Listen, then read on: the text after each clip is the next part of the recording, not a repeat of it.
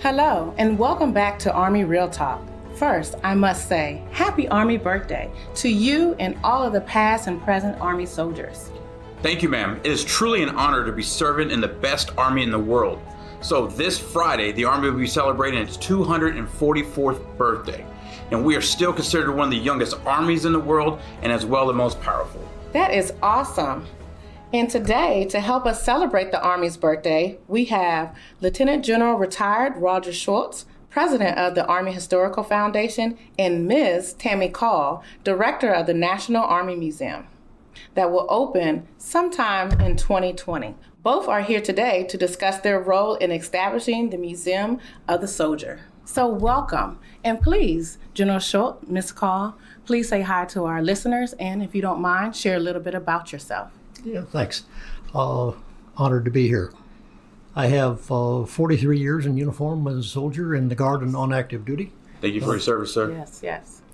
Thank you. And I have current duties as the president, which you've already outlined. So I'm the president of the Army Historical Foundation. And we're the team responsible for building the National Museum of the United States Army. Very nice. Ms. Hall? Hi, good afternoon. So I'm very grateful to be here. Thank you very much for highlighting the museum and the role that we will have with the American public. And so I'm a Department of Army civilian, Awesome. a career Department of Army civilian, but I've been associated with the Army my entire life. Nice. So grew up in the Army. I am a veteran. I served in the Army and then have been, like I said, a Department of Army civilian for many years. Well, thank you for your service as well. So we're going to just jump into the questions. And my first question is naturally, why does the Army need a national museum? I'll start with that question. What we have is an opportunity to tell a story for our soldiers as it deserves to be told.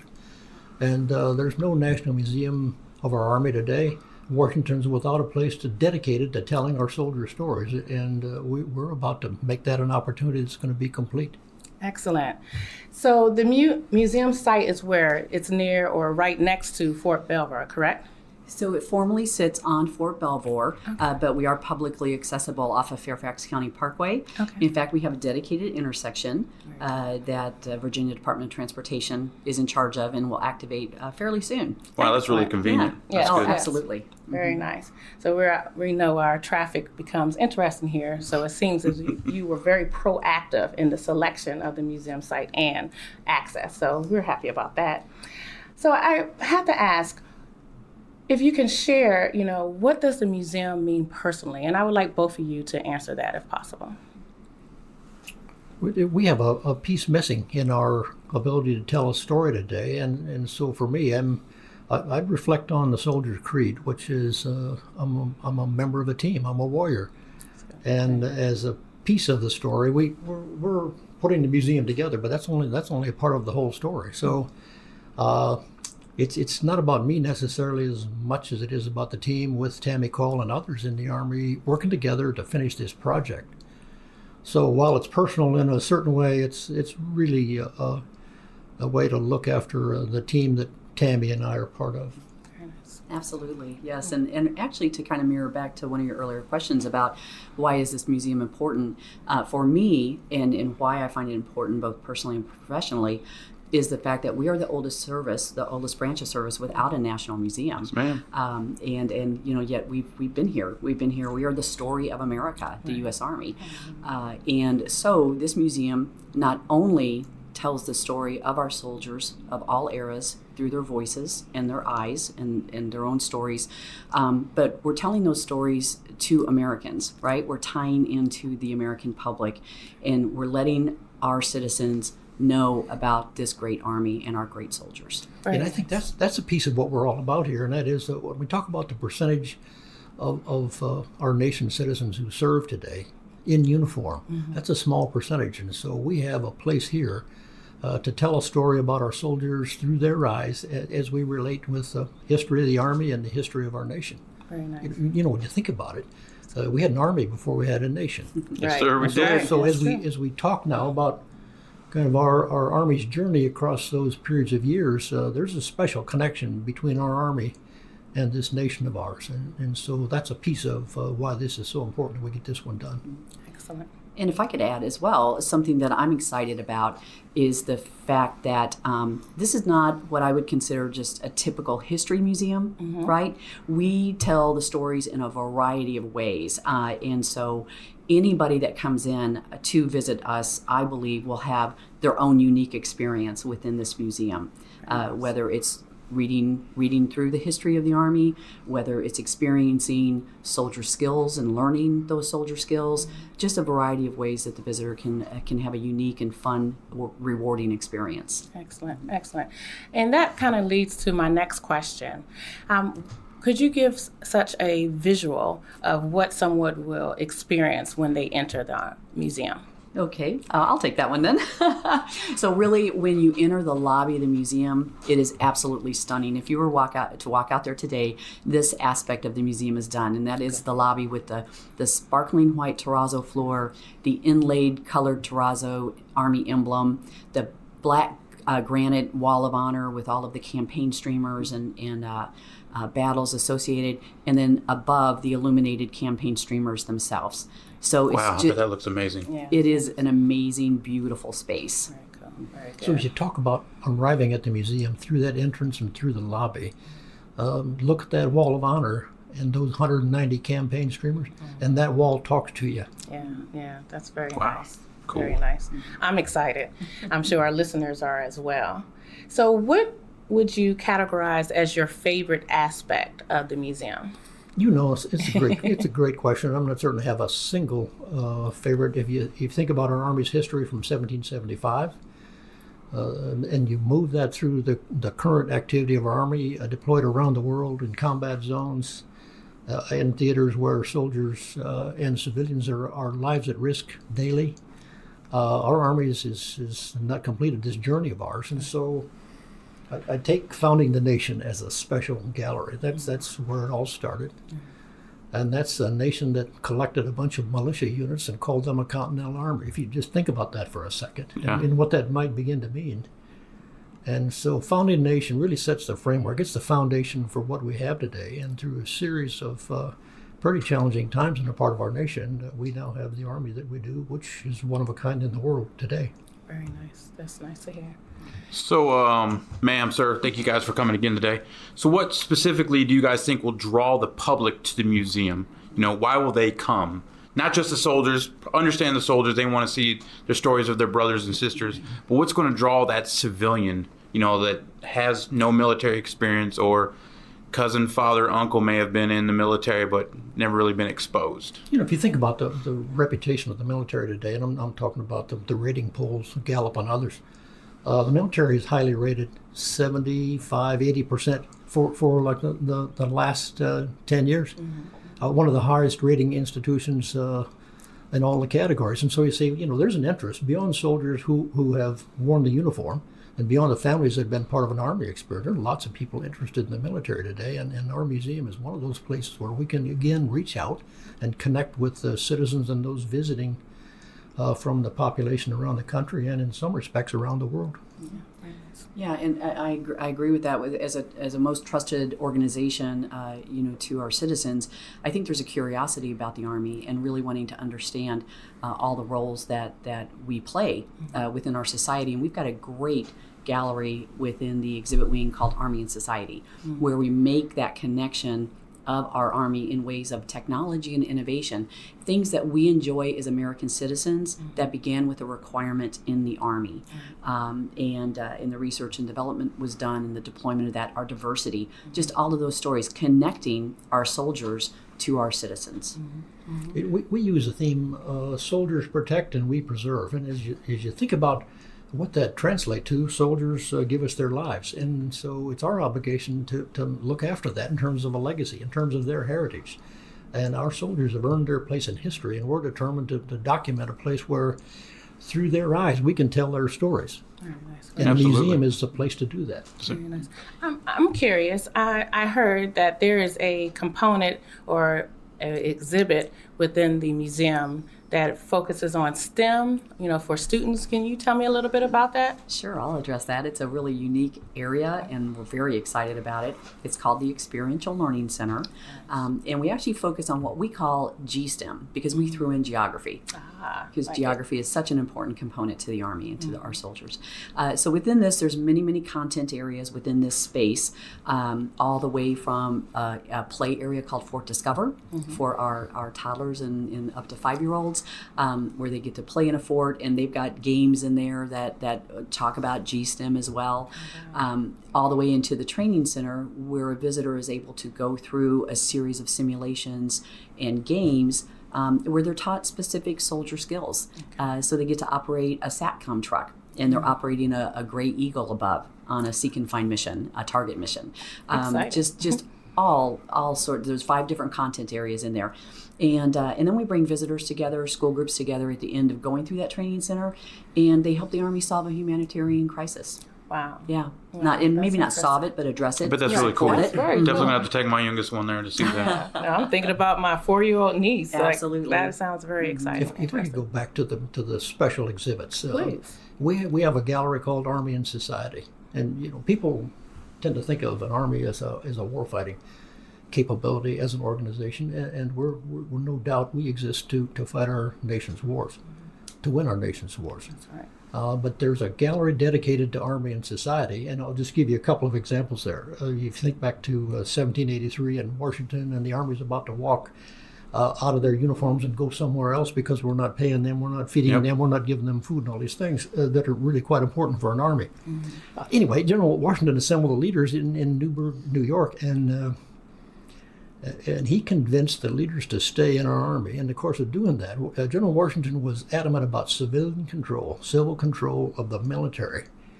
And when you think about that story, a lot of people take it for granted, but it was a military soldier who held the line on that and said, for us, you recall our nation's history and how we arrived in this country. Yeah.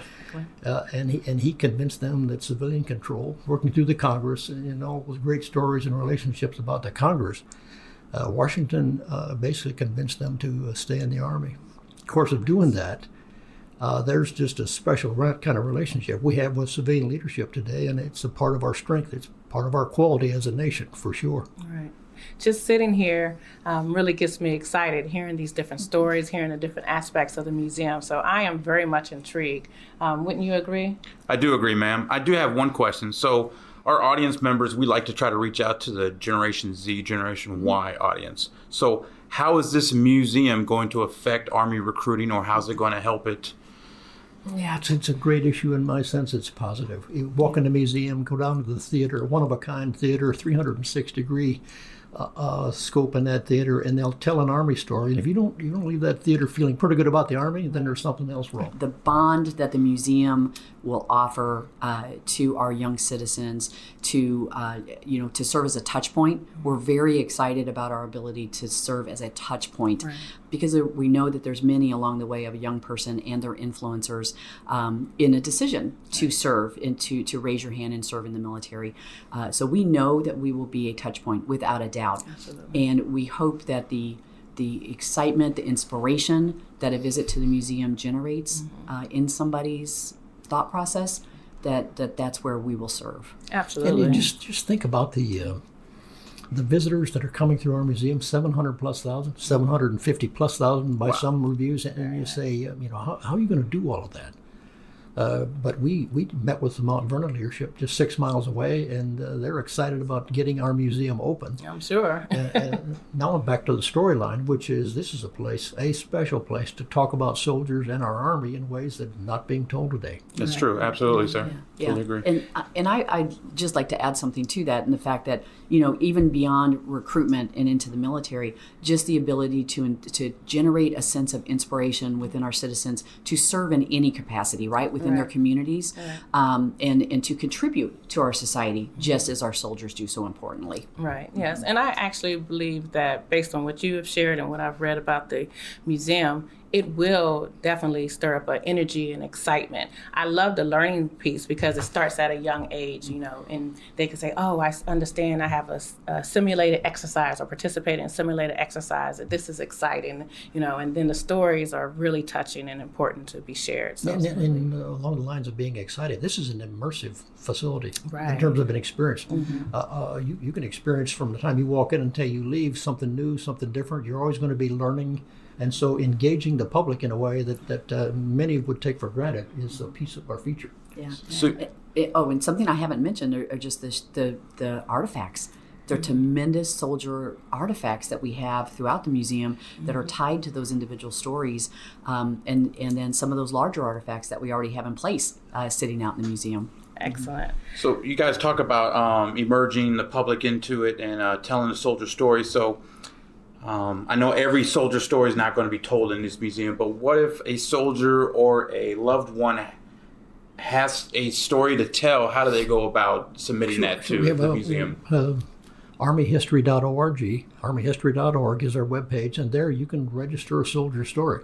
Okay. It's easy to get to. Just pull the drop-down menus and write the story. You can insert a photo, tell us what unit that the soldier was a part of, and we'll put that as part of our registry display. It's a neat way to tell a story. awesome. Excellent. And that registry will be available in the museum on kiosks scattered throughout the entire museum. Oh. So guests, especially if they have registered a soldier, if they've registered themselves, they'll have the availability while visiting the museum to go to a kiosk and look into the registry and find their story or that of a loved one. Very nice.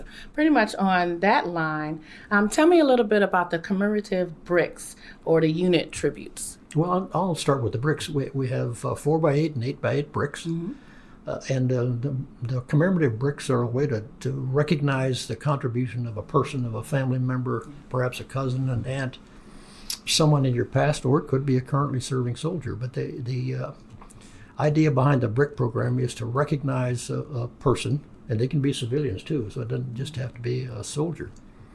I'll give you an example of a brick story. This is a World War II veteran. On his brick, he said, "Heroes don't wear capes."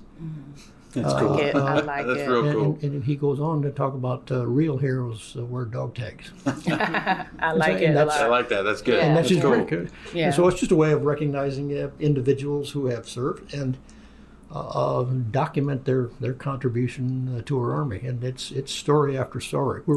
We're 9,000 plus bricks already sold, and so we'll continue to do that. Yeah. Well, you could say 9,001. I want to purchase one for my father. So, yes. Now, you asked about the unit tributes, and that's a 12 by 18 plaque, and that plaque will outline it primarily through a unit patch.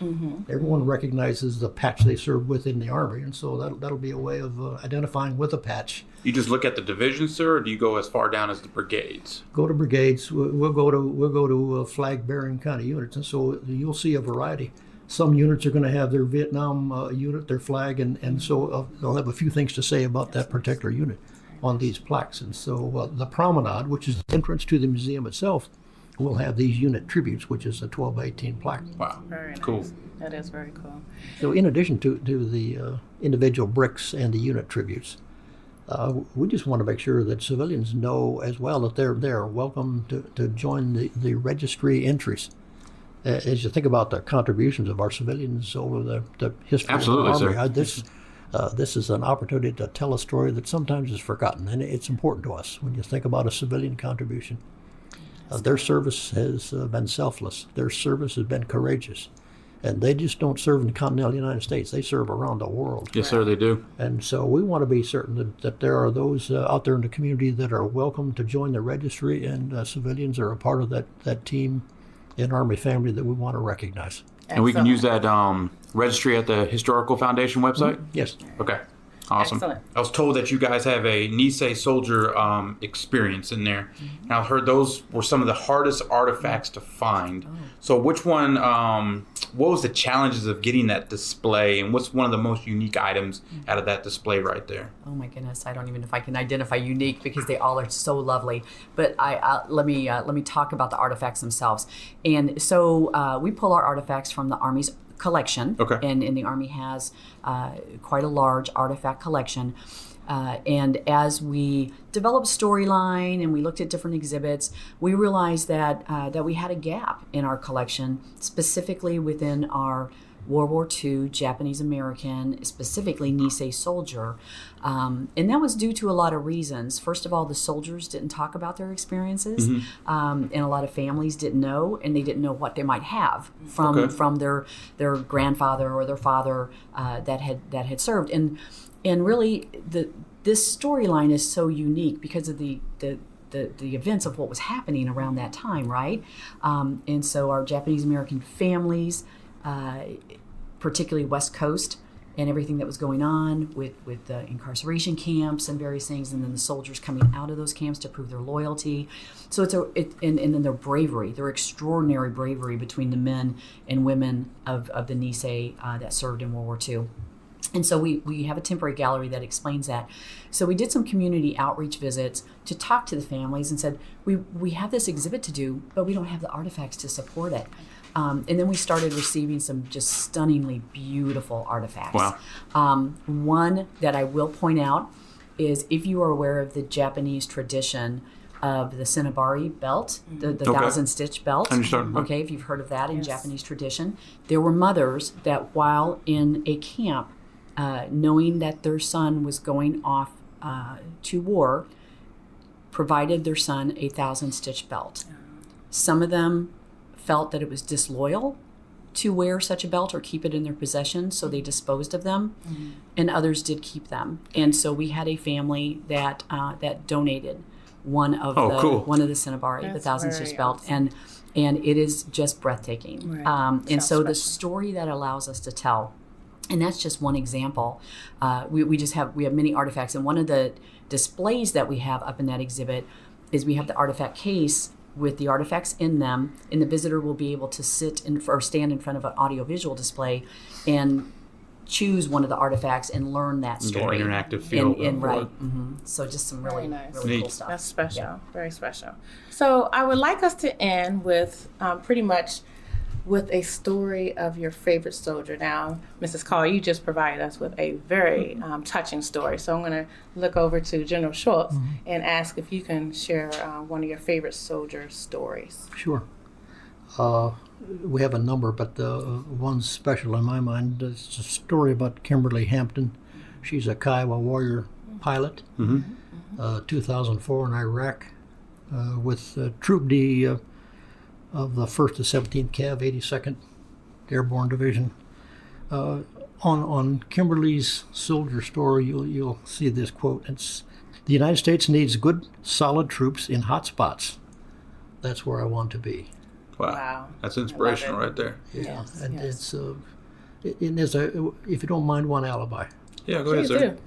We talk about soldiers in this discussion. We just need to be reminded that courageous and selfless civilians have made our Army what it is. Absolutely. It's a contribution that perhaps is sometimes lost in the discussion because they don't know where uniforms are. Is there going to be like a small civilian wing or dedication area within the museum? And so within the Army and Society Gallery, we do address the service of civilians and the role of the Department of Army civilian, absolutely. Nice. And really, I think for me, we use the tagline, every soldier has a story, and really this museum is about every soldier, because you will see yourself, whether you're an American citizen who has not served, whether you're a veteran, whether you're a current soldier, you will find a reflection of you within this museum amongst these countless stories. This is exciting. Look, I'm ready. Okay, so tell me about the opening and provide me with some more information so I can learn more. So the foundation has been busily constructing the facility, and the Army has been busily inside turning it into the museum. We've got a little ways to go still, and the Secretary of the Army will make the decision on the specific opening date. But right now, we target 2020. We know that things are moving right along. Staffs will actually begin moving into the facility this summer, and both the foundation and the Army staff, which will make our lives a lot easier in daily coordination. We're looking forward to that, and we will just get ready to to get ready for next year. Coming right around the corner. Yeah, it is, man. It'll It come is. quick. It's fast. Yes. So provide me with the website. If myself or, of course, our listeners are very much interested in learning more about the museum currently. Where should we go online to learn more? For the foundation, it's Yes, sir. Army History Foundation. Okay. It's armyhistory.org. Thank you both for taking the time to come out and speak with us, speak with our listeners. We thank you for what you are doing, what you have done, and what you continue to do. And thank you both for your service. Yes. To all of our listeners, thanks for joining us. Be sure to subscribe to the Army Matters podcast on iTunes and everywhere podcasts are found. Keep it locked in here for all Army Matters. And for next week's episode, enjoy Family Voices. AUSA is the U.S. Army's professional association, a voice for the Army and support for the soldiers. For more information about AUSA or to become a member, visit ausa.org. And listeners, be sure to have a beautiful yet productive day. Oh,